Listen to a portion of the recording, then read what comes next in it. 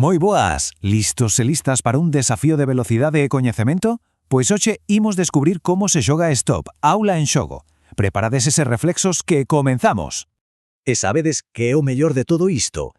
Que este xogo non vende calquera fábrica, no, foi deseñado con moitísima imaginación polo propio alumnado do Colexio Ayala. Así que un aplauso ben forte para eles e elas que crearon algo tan chulo para que xoguemos todos.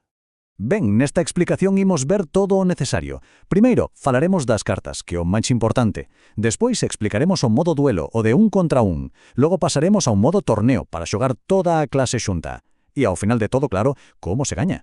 Imos aló. Veña, pois imos co primeiro punto. As cartas, porque claro, antes de poñerse a xogar hai que saber cales son as nosas ferramentas, non si? Vexamos como son. Mirade, o xogo ten 5 materias, e cada unha ten a súa propia cor, para que sexa moi fácil de recoñecer. A ver, as cartas vermellas son de primeiros auxilios, as verdes, de medio ambiente, as amarelas, de educación viaria, as de cor púrpura, para matemáticas, e por último, as azuis, que son de inglés. Quedou claro? Cada cor a súa materia. Entón, en total, a baralla ten 50 cartas. É moi fácil. Son 10 cartas de cada unha das 5 cores. 10 vermellas, 10 verdes, 10 amarelas e así. E ademais, cada unha desas 10 cartas vai numerada do 1 ao 10. E isto dos números, ollo, que vai ser super importante para xogar. E como son as cartas exactamente? Pois teñen dúas caras, claro. Polo anverso, que a parte de adiante, temos a pregunta e debaixo a resposta correcta, pero en gris para que non se vexa moito. E logo, polo reverso, a parte de atrás, que a que imos ver cando a carta estea na mesa, aí só aparece a cor e o número. Acordadevos ben disto, Pregunta por un lado, cor e número por outro. Moi ben, pois agora que xa coñecemos as cartas, imos ao chollo. Imos ver o modo duelo, o de 1 contra 1. Esta é a mecánica básica do xogo, así que se entendemos ben isto, o resto vai ser pan comido. Preparar a partida é super sinxelo. Primeiro paso, barallamos ben todas as cartas. Segundo, repartimos a metade para cada quen. Se son 50 cartas, pois 25 para un e 25 para outro. E terceiro paso, moita atención aquí que é importante. Cada persoa ten que coller o seu mazo coas preguntas cara arriba, para poder lelas, pero sin ver o reverso, a parte da cor e o número. E como se xoga? Pois a vez, ao mesmo tempo. Cada persoa vira a carta de encima do seu mazo e, pum, coloca na mesa. Así cada un vai creando a súa propia pila de cartas. E seguimos así, unha carta, logo outra, logo outra. Pero, cando hai que decir stop? Atentos, porque este é o momento clave. Hai dúas posibilidades. A primeira que as dúas cartas que están na mesa teñan o mesmo número. Por exemplo, un 7 vermello e un 7 verde. Da igual a cor, se o número é o mesmo, é stop. E a segunda posibilidade que teñan a mesma cor. Por exemplo, un 3 azul e un 9 azul. Aquí o número dá igual, se a cor coincide, tamén é stop. E cando pasa unha desas dúas cousas, hai que ser o máis rápido do mundo. A primeira persoa que poña a man encima das dúas pilas da mesa, tapándoas e que berre ben alto stop, esa persoa gaña a quenda. Pura velocidade. Vale. Alguén foi máis rápido e berrou stop. E agora que? A cousa non acaba aí. Non. Agora ven a pregunta do millón. Que leva todas as cartas da mesa? Pois, depende.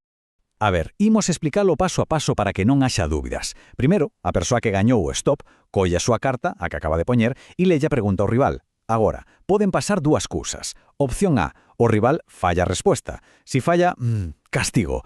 Ten que recoller todas as cartas da mesa e metelas debaixo do seu mazo. Pero, que pasa se o rival acerta a resposta? Pois aí a cousa cambia. Se acerta, quen se lleva todas as cartas é a persoa que dixo stop. Entendido?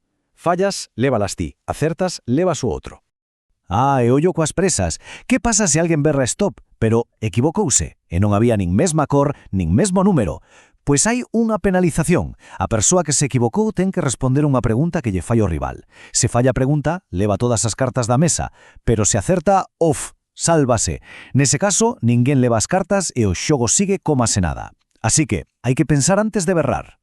Moi ben, xa dominamos o duelo, pois agora imos ver como xogar toda a clase xunta. É o modo torneo, que se chama rotonda, e está pensado para xogar por equipos. A cousa ponse interesante. A ver, como nos organizamos? Moi fácil. Poñemos as mesas en círculo, como se ve aquí, e facemos 2 equipos grandes. Un equipo senta nas cadeiras de dentro do círculo. Ese é o equipo interior. E o outro nas cadeiras de fora. Ese é o equipo exterior. En cada mesa van xogar parellas, 2 contra 2, unha parella do equipo de dentro contra unha do de fora. E aquí ven o divertido do traballo en equipo. Nunha parella, unha persoa é a que poñe as cartas, só fai eso. E a outra persoa está coas antenas postas, vixiando para ser a primeira en decir stop.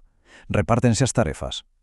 E para que as rondas non duren para sempre, en cada mesa hai un reloxo de área que marca o tempo. E para que sexa máis dinámico, hai rotación. Pero só rota un equipo. O equipo exterior, o de fora, queda sempre no mesmo sitio.